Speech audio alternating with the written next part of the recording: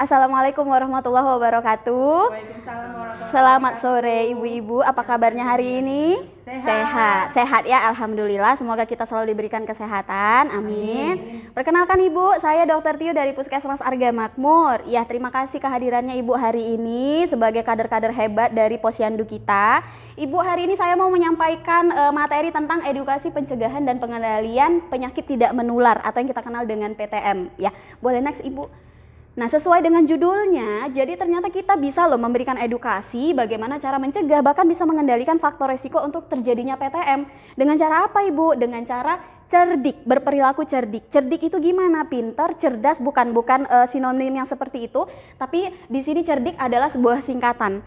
C-nya itu adalah cek kesehatan secara berkala, E-nya adalah enyahkan asap rokok, R-nya rajin beraktivitas fisik, D-nya diet seimbang, I-nya istirahat cukup, dan yang terakhir K-nya kelola stres. Kita bahas satu-satu, kita mulai dari huruf yang C dulu ya. Boleh next Ibu? C-nya tadi adalah cek kesehatan secara berkala, ya kan? Nah, kemana cek kesehatannya? Bisa secara mandiri ke fasilitas kesehatan, bisa juga ke posyandu atau posbindu, di mana ibu-ibu nanti ditempatkan, bisa juga ke puskesmas di wilayah tempat tinggalnya. Ya, nah pertanyaan yang biasanya muncul adalah kenapa harus cek kesehatan? Nah ini harus kita ketahui ibu-ibu, PTM itu sering muncul tanpa gejala, ya kan? Apakah di sini ada ibu-ibu yang ada menderita PTM, diabetes atau hipertensi biasanya sering enggak ya? Semoga enggak. Atau mungkin ada keluarga, saudara di rumah, coba ditanyakan. Pas saat muncul penyakit itu apakah dia permisi? Assalamualaikum, selamat malam, saya hipertensi, mau masuk? Enggak, pasti ya kan Bu, dia nggak mungkin permisi.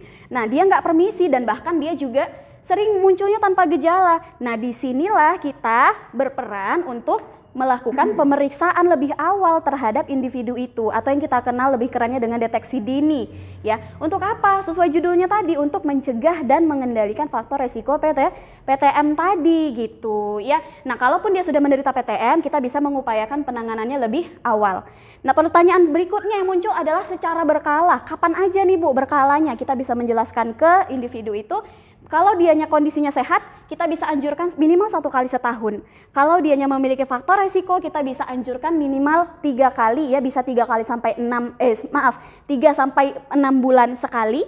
Atau kalau ternyata sudah menderita PTM, sudah ada penyakit PTM-nya, maka di sini kita wajib memberikan edukasi, pasien harus melakukan pengobatan secara teratur atau secara rutin. Untuk apa Bu?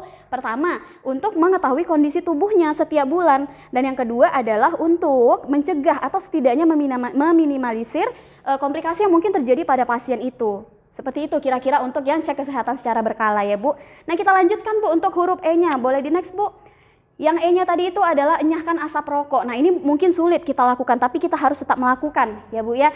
Nah ada beberapa hal nih yang bisa kita lakukan. Yang pertama, kita bisa memotivasi individu itu untuk melakukan, untuk berhenti merokok.